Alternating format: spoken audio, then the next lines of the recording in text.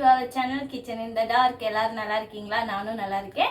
இப்போ நம்ம என்ன பண்ண போறோம்னா ஸ்ரீரங்க ஸ்பெஷல் அக்கார வடிசல் பார்க்க போகிறோம். ஏன்னா அது லக்ஷ்மிக்கு ரொம்ப ரொம்ப பிடிச்ச டிஷ் அப்படின்னு சொல்லுவாங்க. ஸோ அது எப்படி பண்ணலாம் நம்ம வீடியோக்குள்ளே போகலாமா? வேணும் நமக்கு. அதுக்கு நான் எடுத்துருக்கேன்னா பச்சரிசி குறுநல். அது எதில் எடுத்துருக்கேன்னா இது 200 கிராம்ஸ் உலக்கு. இந்த உலக்கில் வந்து ஒரு உலக்கு ஃபுல்லாக போட்டிருக்கேன். அதுக்கு தேவையான அளவு பாசி பருப்பு, அதை வந்து என் கை ஃபுல்லாக ஒரு கை ஃபுல்லாக அதில் போட்டிருக்கேன். அது வந்து ஒரு 100 கிராம் அளவு வரும். நான் அளந்து தான் போட்டிருக்கேன். ஒரு கை ஃபுல்லாக போட்டிருக்கேன். அதுக்கப்புறம் 1/2 லிட்டர் பால் வந்து நல்லா காய்ச்சி ஆற வச்சுருக்கேன். நெய், இது வந்து முந்திரி பருப்பு நெய் வச்சுருக்கேன். அதுக்கப்புறம் இந்த உரலில் என்ன போட்டிருக்கேன்னா 5 ஏலக்காய், கொஞ்சமாக பச்சை கற்பூரம் உள்ளே போட்டு வச்சுருக்கேன். அது ரொம்ப மஸ்ட். அதுக்கப்புறம் 400 கிராம்ஸ் கிட்ட வெல்லம் வந்து பொடிச்சு வச்சுருக்கேன். அதுக்கு இன்னும் கொஞ்சம் தேவையான ஜீனி வச்சுருக்கேன். ஜீனி எதுக்கு நமக்கு தேவைன்னா கொஞ்சம் கலர் கொடுக்கும், அதுக்காக. அப்புறம் கொஞ்சம் தண்ணி வச்சுருக்கேன். எப்படி செய்யலான்னு பார்க்கலாமா? அடுப்பு மேலே குக்கர் வச்சுருக்கேன். நான் அடுப்பை இன்னும் ஆன் பண்ணலை. இதில் நான் என்ன பண்ண போகிறேன்னா பச்சரிசி அந்த பாசி பருப்பெல்லாம் எடுத்து வாஷ் பண்ணி வச்சுருக்கோம்ல, அதை நான் இதில் போடுறேன்.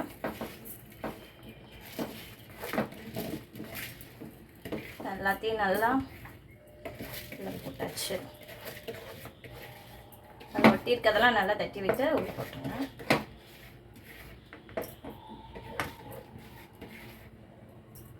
ஸோ ஒரு பிரதர் சொன்னாங்க நீங்கள் கொஞ்சம் மெதுவாக சொல்லுங்கள், ரொம்ப ஃபாஸ்ட்டாக சொல்கிற மாதிரின்னு. நான் ரொம்பவே ஸ்லோவாக தான் சொல்கிறேன். இன்னும் ஸ்லோவாக சொல்ல கற்றுக்கிறேன். அரிசி ஃபுல்லாக சேர்த்துட்டேன். நீங்கள் எந்த உலக்கு எடுக்கிறீங்களோ, டம்ளர் எடுக்கிறீங்களோ, அதே லாஸ்ட் வரைக்கும் மெஷர் பண்ண வச்சுக்கோங்க. நான் இப்போ வந்து பால் காய்ச்சி ஆற வச்ச பால் எடுத்திருக்கேன். ஃபஸ்ட்டு ஒரு உலக்கு ஊற்றிருக்கேன். அடுத்து 2 உலக்கு ஊற்றிருக்கேன்.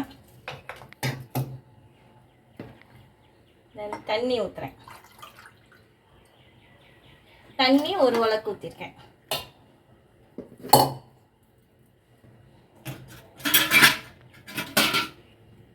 இது எல்லாத்தையும் சேர்த்து நல்லா கலந்து விட்டுக்கிறேன்.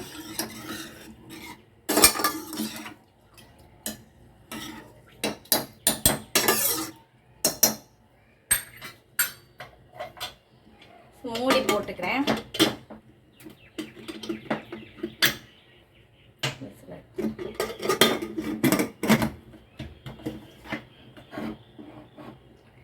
இது 10 மினிட்ஸ் கிட்ட ஊறணும். நல்லா ஊறட்டும். அதுக்கப்புறமா நம்ம அடுப்பை பற்ற வச்சு விசில் விட்டுக்கலாம். விசில் ஒரு 6 விசில் விடணும், அப்போ தான் நல்லா குழையும். ஸோ 10 நிமிஷம் ஊறட்டும். என்ன பண்ணலாம்? அடுப்பை பற்ற வைக்கிறேன். 10 நிமிஷம் ஆயிடுச்சு. எதுக்காக ஊற வைக்கிறோன்னா அந்த பால் எல்லாத்தையும் வந்து அந்த அரிசியும் பருப்பும் அப்சர்வ் பண்ணிக்கும். சிம் பண்ணிவிட்டு அதை ப்ளேஸ் பண்ணிட்டேன். மீடியம் ஃப்ளேமில் வச்சுருக்கேன். ஒரு 6 விசில் வரட்டும். நல்லா குழையணும். ஸோ 6 விசில் வரட்டும். 6 விசில் வந்தப்புறம் என்ன பண்ணலான்னு பார்க்கலாம். நல்லா விசில் வந்துருச்சு. ஸ்டீம் அடங்கட்டும். நம்ம அந்த குக்கரை இன்சைட் மாற்றிக்கலாம். இப்போ என்ன பண்ண போகிறோன்னா வெல்லம் வச்சுருக்கேன். அந்த வெல்லத்தை காய்ச்ச போகிறோம். அது கூட நம்ம இன்னும் கொஞ்சம் சுகர் சேர்க்க போகிறோம். தொட்டு பார்த்துக்கோங்க, அதுக்கப்புறமா கொட்டுங்க.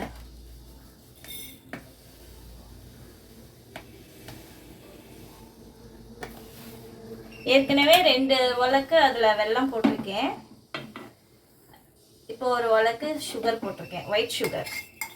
ஸோ நீங்கள் வெல்லம் பார்த்து வாங்கும்போது நல்லா ப்ரௌனிஷாக பார்த்து வாங்கணும். அதை நீங்கள் டேஸ்ட் பண்ணி பார்த்தீங்கன்னா நல்லா ஒரு டேஸ்ட் இருக்கும் அதில்.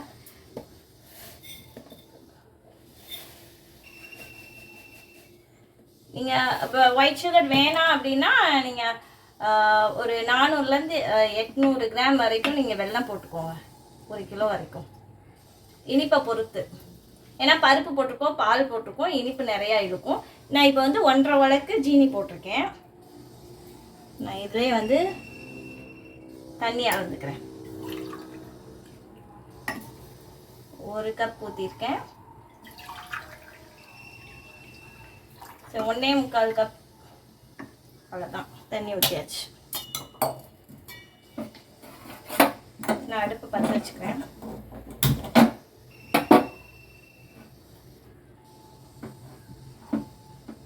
ப்ளேஸ் பண்ணிட்டாச்சு.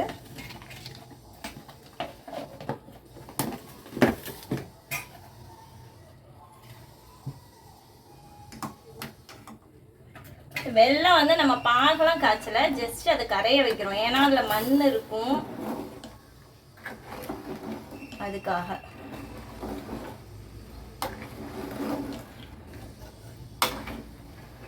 ரொம்ப கொதிக்க விடணும் அதெல்லாம் கிடையாது. அது ஹீட் ஏறி நல்லா கரையணும், அவ்வளோதான்.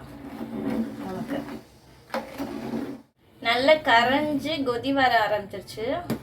நம்ம இதை கம்பி பதம் பார்க்கணும் அதெல்லாம் கிடையவே கிடையாது. நல்லா கெட்டியாக குழன்னு ஆயிடுச்சு. ஸோ இதை ஆஃப் பண்ணிடுறேன். கொஞ்ச நேரம் ரெஸ்ட்டில் இருக்கட்டும். இப்படியே நம்ம எடுத்து வடிகட்ட முடியாது, கொஞ்சம் லைட்டாக ஆவி இறங்கட்டும். அதுக்குள்ளே நம்ம இது வந்து நல்லா ஸ்டீம் அடங்கிடுச்சான்னு பார்க்கலாம். நல்லா ஸ்டீம் அடங்கிடுச்சு. இதை நம்ம அதுக்கு இடையில மசிச்சு வச்சுக்கலாம். ஸோ நல்லா ஒரு கனமான குழி கரண்டி வச்சு மசிச்சுக்கோங்க. மத்து கூட இருந்தாலும் மத்து வச்சு கூட மசிச்சுக்கோங்க. ஸோ மசிச்சுக்கிட்டிங்கன்னா நல்லாயிருக்கும். அது ஏற்கனவே நம்ம 5 விசில் விட்டுருக்கோம், அதுலேயே நல்லா தான் குழஞ்சிருக்கும். ஜஸ்ட்டு லைட்டாக 2 கடை கடைஞ்சிட்டு அடுப்பில் வச்சுக்கலாம். அடுப்பை பற்ற வச்சு அதில் குக்கரை வச்சுட்டேன். மிச்சம் இருந்ததில்ல பால், அதெல்லாம் அதில் போடுறேன். எல்லா பாலையுமே ஊற்றிட்டேன். அதை வச்சுட்டு நல்லா கடைஞ்சி விட்டுக்கோங்க. நல்லா கடைஞ்சிங்கன்னா கட்டியே படாது. பால் ஊற்றி நல்லா கடைஞ்சிட்டு அதுக்கப்புறமா ஃபுல் ஃப்ளேம் வைங்க. ஏன்னா இதில் வந்து நம்ம பாசி பருப்பு போட்டிருக்கோம், மூந்தால். அது வந்து டக்கு டக்குன்னு அடி பிடிக்க ஆரம்பிச்சிடும்.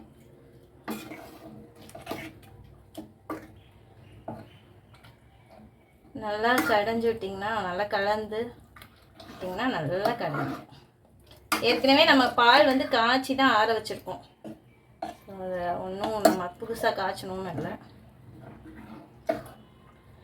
என்னோட குக்கர் வந்து நான் ஏற்கனவே சொல்லியிருக்கேன், நல்லா ஹெவி பாட்டம் குக்கர். அதனால் அதில் ஹீட் நல்லாவே ரீட்டைன் ஆகும் நமக்கு. அது நல்லா கொதி வரட்டும். இப்போ நான் ஃப்ளேம் கொஞ்சம் கூட வச்சுருக்கேன், மீடியமாக. ஈஸியாக அப்சர்வ் பண்ணிடுவேன், அது ஏற்கனவே வெந்து தான் இருக்குது. பாலுமே கொஞ்சம் கெட்டியாக தான் காய்ச்சிருக்கேன்.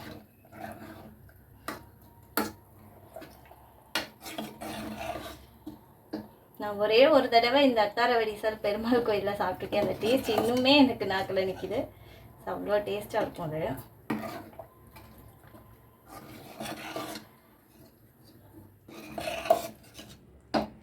நல்லா குழன்னு வந்துருச்சு பாருங்கள், நல்லா கெட்டியாயிடுச்சு.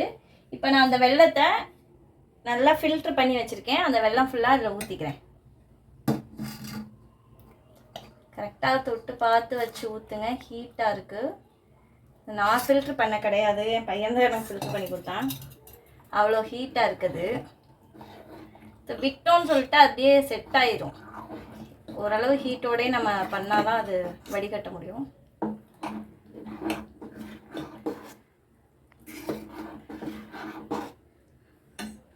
மிச்சம் இருக்க வெள்ளத்தையும் ஊற்றிக்கிறேன்.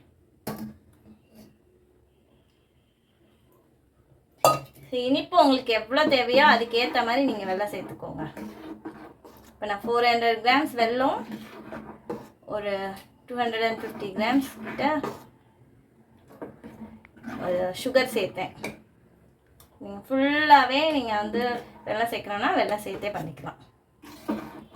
வெல்லம் மட்டும் நல்லா ப்ரௌனாக பார்த்து வாங்கிக்கோங்க. நம்ம எப்படி வாங்குறதுன்னா நம்ம டேஸ்ட் பண்ணி பார்த்து தான் வாங்க முடியும். நீங்கள் டேஸ்ட் பண்ணும்போது நல்லா ப்ரௌனிஷாக இருக்க வெல்லம் வந்து நல்ல ஒரு டேஸ்ட்டு கிடைக்கும், கருப்பட்டி டேஸ்ட் மாதிரி. அது மாதிரி டேஸ்ட் பண்ணி வாங்கிட்டோம். நல்லா கலந்து தளன்னு கொதிக்க ஆரம்பிச்சிருச்சு. இப்போ நான் கொஞ்சம் நெய் ஊற்றிக்கிறேன். இதில் நான் இப்போ நெய் ஊற்றிக்கிறேன். 1 2 3 4 ஸ்பூன் ஃபுல்லாக ஊற்றிருக்கேன். இது நல்லா குழி கரண்டி மாதிரி இருக்குது, பார்த்துக்கிட்டு ஊற்றலாம்.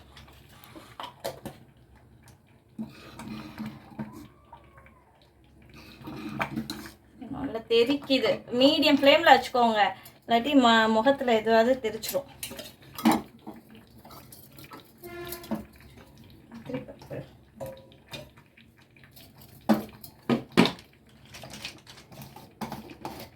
இப்போ கையில் கிடைச்ச அளவுக்கு உங்களுக்கு எவ்வளோ தாராள மனசு இருக்கோ அவ்வளோ முந்திரி பருப்பு அதில் தூவி விட்டுருங்க.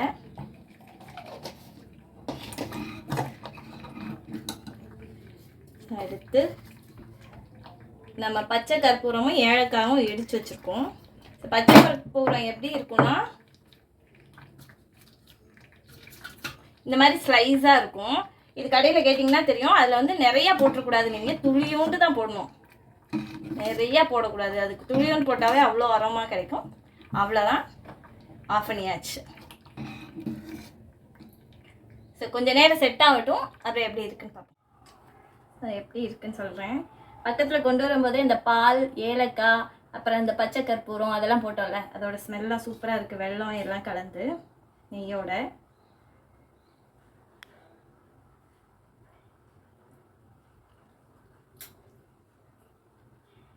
சூப்பராக இருக்கும், நல்லா தித்திப்பாக இருக்குது.